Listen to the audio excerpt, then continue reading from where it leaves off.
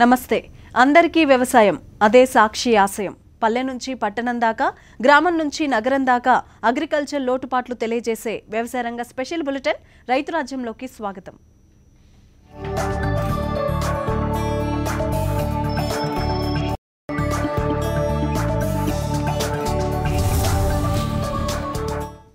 Doctor చదువులు చదివి విదేశాల్లో స్థిరపడ్డ కూతురు, ఇంజనీరింగ్ చదివి బెంగళూరులో ఉద్యోగం చేస్తున్న కొడుకు. ఆర్థికంగా ఎలాంటి ఇబ్బందులు లేవు. ఈ పరిస్థితుల్లో బాధ్యతలు తీరాక చాలా మంది విశ్రాంతిగా ప్రశాంతంగా గడపాలనుకుంటారు. మెదక్ జిల్లాలోని ఓ రైతు మాత్రం అలా ఆలోచించలేదు. గట్టెక్కాను కదా, ఇక నాకు సేద్యం పనేంటని అనుకోలేదు. వ్యవసాయం మీద ఉన్న మమకారంతో సేంద్రియ ఆధునిక వ్యవసాయ విధానాలతో పంటలు పండిస్తున్నారు. దేశ విదేశాల్లో ఉన్న కుటుంబ సభ్యులు, బంధువులకు ఆరోగ్యాన్నిచ్చే ఆహార పదార్థాలను అందిస్తున్నారు. అగ్రికల్చర్లోని అన్ని అంశాలను అర్థం చేసుకుంటూ పంటలు పండించే వారికి లాభమే తప్ప నష్టం ఉండదని సొంత అనుభవంతో చెప్తున్నారు.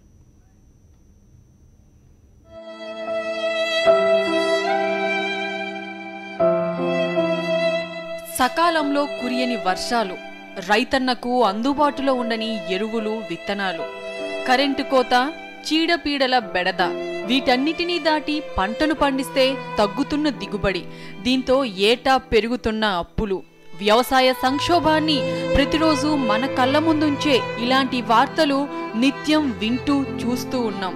ఈ దుస్థితి నుంచి బయటపడాలంటే అటు ప్రభుత్వాల వైపు నుంచి, ఇటు రైతుల వైపు నుంచి ఒక కార్యాచరణ కావాలి. వ్యవసాయాన్ని ఖర్చుల బారి నుంచి బయటపడేసే విధానం కావాలి. సాగులో వస్తున్న నూతన పద్ధతులను ఆచరించడానికి రైతులు సిద్ధంగా ఉండాలి. ప్రభుత్వం కూడా అన్నదాతలను ఆర్థికంగా ఆదుకోవడానికి చిత్తశుద్ధితో కృషి చేయాలి. రైతన్న పూర్తి స్థాయిలో వనరులను ఉపయోగించుకోవడానికి వీలుగా సహాయ సహకారాలు అందించాలి. వ్యవసాయంలో రావడానికి కారణం ఏంటంటే సేంద్రియ పంటల ద్వారా ఒక 50 ఫ్యామిలీలకు పోషితుల కాడి నుంచి వెళ్ళి పప్పులు, బియ్యము, ఆయిలు, ప్రతి ఒక్కటి ఇంటింటికి కూరగాయలు ఫ్రెష్ ఇక్కడనే ప్యాక్ చేసి ప్రతి ఒక 50 కుటుంబాలకు మంచి సేంద్రియ ఎరువులతో వండిన ఆ పంటలు ప్రతి ఒక్కటి ప్యాక్ చేసి ఒక 50 ఫ్యామిలీలకు సప్లై చేస్తే ఆరోగ్యంగా ఉంటారు. ఒక 50 ఫ్యామిలీలను మనం ఆరోగ్యంగా ఉంచినట్టు అవుతుంది. ఈ ఫర్టిలైజర్ తోటి పండించిన పంటలన్నీ ఆరోగ్యాన్ని పాడు చేస్తున్నాయి. కాబట్టి ఆ ఉద్దేశంతో దీంట్లోకి వచ్చినాను సార్ నేను. తర్వాత దీనికి ఇంకో తోడేందంటే గవర్నమెంటు కోట్లాది రూపాయలు సబ్సిడీల ద్వారా ఇస్తున్నామని చెప్తున్నారు. కానీ రైతులకు సరి అయిన టైంలో ఎవరికి ఇవ్వట్లేదు. కొంచెం గవర్నమెంట్ ఏంటంటే ఈ కోట్లాది రూపాయలు సరి అయిన పద్ధతిలో, సరి అయిన రీతిలో రైతులకు అందే విధంగా పైనున్న అధికారులు ఎవరైతే వ్యవసాయం బాగా చేస్తారో ఫీల్డ్ క్షేత్రం దర్శించి వాళ్ళకి ఏం అవసరం ఉన్నాయో కనుక్కొని అవి కనుక వాళ్ళకి ప్రొవైడ్ చేస్తే ఇంకా బాగా చేసే అవకాశాలు చాలా ఉన్నాయి సార్. మెదక్ జిల్లా దుద్దెడ గ్రామానికి చెందిన ఈ రైతు పేరు హరికిషన్. తాతలు, తల్లిదండ్రుల నుండి సంక్రమించిన వ్యవసాయ భూమి ద్వారా పలు పంటలు పండిస్తూ పిల్లల్ని ఉన్నత చదువులు చదివించాడు. వారు ఇప్పుడు తమ ఉద్యోగాల్లో స్థిరపడ్డారు. ఎవరికైనా రిటైర్మెంట్ ఉంటుంది, కానీ అన్నదాతలకు పదవీ విరమణ ఉండదు. ఒంట్లో ఓపిక ఉన్నంతకాలం వ్యవసాయం చేసుకోవచ్చని అంటున్నారు.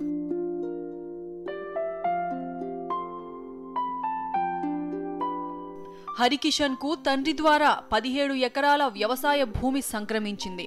దీనికి ఈయన మరికొంత పొలాన్ని జత చేశారు. ఈ పొలాల్లో ఆయన వరి, మొక్కజొన్న, పప్పు దినుసుల పంటలు, కూరగాయ పంటలు పండిస్తున్నారు. మొదటి నుంచి ఈయన ఎక్కడైనా ఎలాంటి కొత్త వ్యవసాయ విధానం వచ్చినా దాని గురించి తెలుసుకొని అందులోని మంచి చెడులపై అవగాహన పెంచుకొని తన పొలంలో వినియోగిస్తుంటారు. ప్రస్తుతం ఈయన పొలంలో 5 బోర్లున్నాయి. వీటి నుంచి తోడిన నీటిని 5 లక్షల లీటర్ల సామర్థ్యం గల నీటి ట్యాంకులో నిల్వ ఉంచి అవసరమైనప్పుడల్లా డ్రిప్ పైపుల ద్వారా పంటలకు అందిస్తున్నారు. ఇదేంటంటే వాటర్, నాకు 5 బోర్లు ఉన్నాయి. 5 బోర్ల నీళ్లు వాటర్ స్టోరేజ్ గురించి ఒక 5 లక్షల లీటర్ల ట్యాంక్ కట్టి ఆ ట్యాంక్ నుంచి వెళ్ళి టోటల్గా డ్రిప్ ద్వారా వాటర్ సప్లై అవుతుంది అన్నట్టు. ఆ దాని ద్వారా డ్రిప్ ద్వారా వాటర్ సప్లై ఏంటంటే మామూలుగా మనము బోర్ ద్వారా నీళ్లు తోటకు కడితే ఒక ఎకరం పొలంలో ఎన్ని నీళ్ళు అవసరం పడతాయో ఈ డ్రిప్ ద్వారా ఒక 5 ఎకరాలకు మనము అందించుకోవచ్చు. అంటే నీళ్లు అనేది అంత తక్కువ నీళ్ళతోటి పంట ఎక్కువ తీసుకోవచ్చు.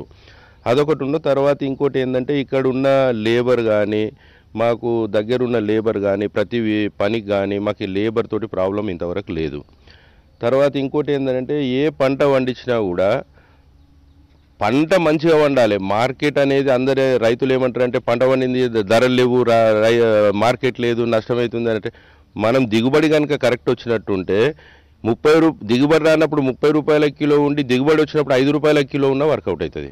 అట్లా 30 రూపాయల కిలో ఉండి 4 క్వింటాలు వచ్చినట్టు మనం దిగుబడి రావాలి. ఆ దిగుబడి రావాలంటే సరైన పద్ధతిలో చేయాలి. ఇంకోటి ఏంటంటే మా నాన్న ఉన్నప్పటి నుంచి కూడా ఈ వ్యవసాయం ఉంది. ఈ నాన్న ద్వారా నాకు కొంచెం ఆ వ్యవసాయం గురించి తెలుసు కాబట్టి ఇప్పుడు కొంచెం దాన్ని మనం ఇంప్రూవ్మెంట్ చేసుకుంటూ పోతున్నాము. నాకు తెలియని విషయాలు హార్టికల్చర్ డిపార్ట్మెంట్లోనూ అగ్రికల్చర్ డిపార్ట్మెంట్లోనూ తర్వాత మా ఫ్రెండ్స్ పెద్ద ఎత్తున వ్యవసాయం చేసిన వాళ్ళను అందరినీ కనుక్కొని నేను ఈ విధంగా ఇంప్రూవ్మెంట్ చేసుకుంటూ వస్తున్నాను సార్. అది ఒకవైపు అనుభవపూర్వకంగా తెలుసుకుంటున్న విజ్ఞానం, మరోవైపు వ్యవసాయ శాఖ అధికారుల సూచనలు సలహాలతో ఈయన తన వ్యవసాయాన్ని కొనసాగిస్తున్నారు. సేంద్రియ ఎరువులకు ప్రాధాన్యతనిస్తున్నారు. పంటల్లో విష రసాయనాల అవశేషాలు ఉండకూడదని, అలాంటి పంటలే తన కుటుంబంతో పాటు తన మిత్రులు బంధువుల కుటుంబాలు వినియోగించాలనే నియమం పెట్టుకున్నారు హరికిషన్. అందుకనుగుణంగా నిరంతరం మార్పులు చేర్పులు చేసుకుంటున్నారు. రెగ్యులర్గా వినియోగించే కూరగాయ పంటలతో పాటు పచ్చళ్ళు పెట్టుకోవడానికి కూడా సేంద్రియ వ్యవసాయ పంటలనే ఉపయోగిస్తున్నారు. అంతేకాదు పంటలతో పాటు పాడి గేదెలను ఆవులను పెంచి ఇంటి అవసరాలకే కాకుండా విదేశాల్లో ఉన్న తన పిల్లలకు ఇక్కడి నుంచే శుద్ధమైన నెయ్యిని పంపుతున్నాడు. హరికిషన్ వ్యవసాయ క్షేత్రంలో కరివేపాకు పుదీనాతో సహా అన్ని రకాల పంటలు పండుతున్నాయి. అయితే ఇంకోటి ఏంటంటే ప్రతి రైతు కూడా వాళ్ళకు వ్యవసాయం ఉంటుంది కానీ పద్ధతి ప్రకారం చేయరు. ప్రతి ఒక్కటి స్టార్టింగ్ నుంచి ఎండింగ్ వరకు మొక్క పెట్టేటప్పుడు ఏం పద్ధతిలో చేయాలి, మొక్క పెట్టిన తర్వాత ఏం పద్ధతిలో చేయాలి, దానికి ఎలాంటి పురుగుంటే ఏం మందులు కొట్టాలి అనేది ఒక పద్ధతి ప్రకారం చేస్తే రైతుకు నష్టం అనేది ఎప్పుడు లేదు.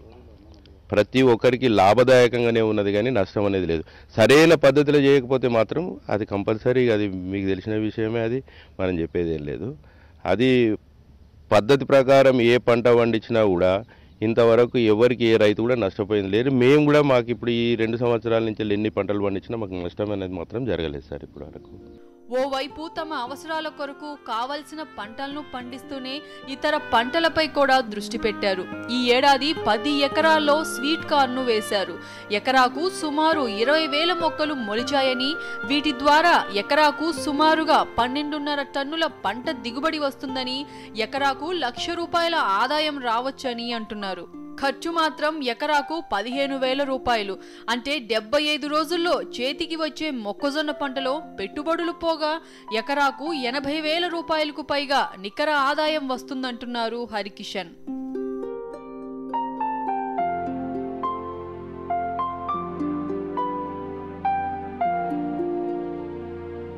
నీటిని పొదుపుగా వాడుకుంటూ సేంద్రియ వ్యవసాయ విధానాల ద్వారా పొలాన్ని సారవంతం చేస్తున్నారు హరికిషన్. పొలంలో పనిచేస్తున్న కూలీలు వర్మీ కంపోస్టును వినియోగించడం తప్పనిసరి. ప్రస్తుతం వర్షాభావ పరిస్థితులుండడంతో సాగునీటికి సంబంధించి కొంత ఆందోళన ఉందని నిత్యం పంటల్ని కాపాడుతున్న కూలీలు చెబుతున్నారు. హరికిషన్ వ్యవసాయ క్షేత్రంలో పనిచేయడం సంతోషంగా ఉందని అంటున్నారు.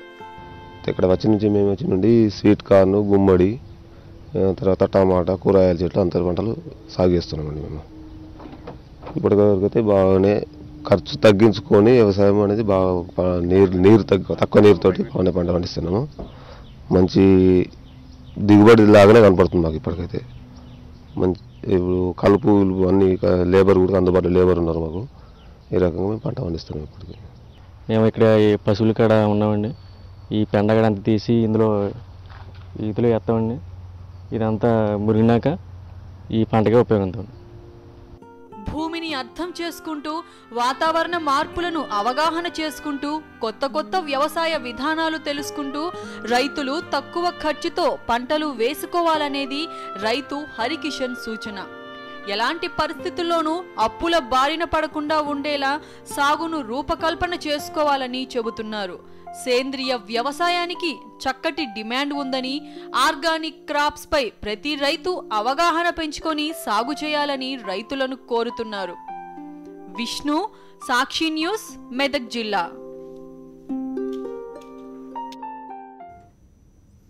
జోహర్ ఖాన్ అనే వ్యక్తి కోకోనట్ కంపెనీ పేరుతో రైతులను మోసం చేశారంటూ శ్రీకాకుళం జిల్లా ఉద్దానం ప్రాంత కొబ్బరి రైతులు కలెక్టరేట్ ముందు ఆందోళన చేశారు. కంపెనీ చైర్మన్ గా వ్యవహరించిన జోహర్ ఖాన్ అనే వ్యక్తి రైతులకు తెలియకుండా కోటి రూపాయల వరకు అవకతవకలకు పాల్పడ్డారని రైతులు ఆరోపిస్తున్నారు. సదరు వ్యాపారి ఎరువుల రవాణా ఛార్జీలు, కలాసీ ఖర్చుల పేరిట వసూలు చేస్తూ అక్రమాలకు పాల్పడ్డారని అన్నారు. కంపెనీపై విచారణ జరిపించి తమకు న్యాయం చేయాలని కోరుతున్నారు. ఓ ప్రైవేట్ కంపెనీ ఆధ్వర్యంలో తప్పు జరిగిందని తెలుసుకున్న శ్రీకాకుళం ఎంపీ కింజారపు రామ్మోహన్ నాయుడు రైతులను సముదాయించారు. వెంటనే విచారణ జరిపించి కొబ్బరి రైతులకు న్యాయం జరిగేలా చూస్తానని అన్నారు. ప్రభుత్వం ద్వారా ఆనాడు 2 సంవత్సరాల క్రితం వచ్చినటువంటి ఫైలిన్ తుఫాన్ అప్పుడు వాళ్ళకి ప్రత్యేకమైనటువంటి ఇన్పుట్ సబ్సిడీ, ఈ కొబ్బరికాయ చెట్లు ఏవైతే ఉన్నాయో దానికోసం ఎరువుల కోసం ఒక ఇన్పుట్ సబ్సిడీ సుమారు 7-8 కోట్ల వరకు రావడం జరిగింది. ఆ యొక్క సబ్సిడీ ఏదైతే ప్రభుత్వం ద్వారా రావాల్సినటువంటిది ఉన్నదో అది ప్రభుత్వం ద్వారా తీసుకొని రాకుండా అక్కడ ఒక ప్రైవేట్ కంపెనీ ఎస్టాబ్లిష్ చేసుకొని కోకోనట్ ఫార్మర్స్ అందరి ద్వారా ఉన్నటువంటి ఒక ప్రైవేట్ కంపెనీని ఒక వ్యక్తి ఆసరాగా తీసుకొని ఆ కంపెనీ ద్వారా లావాదేవీల ప్రకారంగా ఒక కార్యక్రమం చేయడం జరిగింది. దాని మీద ఒక ప్రత్యేకమైనటువంటి కంప్లైంట్ ఇచ్చాం. ఈ ప్రభుత్వ డబ్బు ఏదైతే ఇన్పుట్ సబ్సిడీ ప్రకారం వచ్చిందో ఇది ప్రభుత్వం ఆధ్వర్యంలోనే జరగాలి, ప్రభుత్వం తరపునే ఇది రావాలన్నది ఆ కొబ్బరి రైతుల తాలూకు కోరిక. దీనికి ఇంకో మలుపు ఏంటంటే ఆ కోకోనట్ ఈ కంపెనీ ఏదైతే ఉందో ఆ ప్రాఫిట్ కోసం అని చెప్పి ఈ కంపెనీ ద్వారా పంపిణీ చేయడం, ఆ ఎరువులు వచ్చినటువంటి ఇన్పుట్ సబ్సిడీ వాళ్ళ ద్వారా చేయడమే కాకుండా రైతుల దగ్గర ప్రతి ఒక్క కేజీకి ₹1.5 అనేది వాళ్ళ ప్రాఫిట్ కోసం కలెక్ట్ చేయడం అనేది ఈరోజు రైతులు కూడా చాలా బాధకు పెట్టేటటువంటి విషయంగా ఈరోజు మారింది. ఈరోజు ఆ ₹1.5 ఎందుకు కలెక్ట్ చేశారో తెలియదు, ఆ డబ్బు ఎక్కడికి వెళ్ళిందో కూడా తెలియదు. ఫ్రీగా వచ్చినటువంటి ఇన్పుట్ సబ్సిడీని వాళ్ళు ఒక కంపెనీ పెట్టి కంపెనీ ద్వారా ప్రచారం చేయడం ద్వారా, కంపెనీ ద్వారా పంపిణీ చేయడం ద్వారా ఈరోజు ₹1.5 కూడా కలెక్ట్ చేసుకొని ఆ కంపెనీలో డిపాజిట్స్ కింద ఆ డబ్బంతా ఉంచుకోవడం జరిగింది. అది ఈరోజు ఉన్నటువంటి ప్రజాస్వామ్యబద్ధంగా ఉన్నటువంటి సమాజంలో అటువంటి చర్యలు అనేది ఖచ్చితంగా ఒక ఎంక్వైరీకి చేయాల్సినటువంటి అవసరం ఉంది. కలెక్టర్ గారికి విన్నపించుకున్నాం.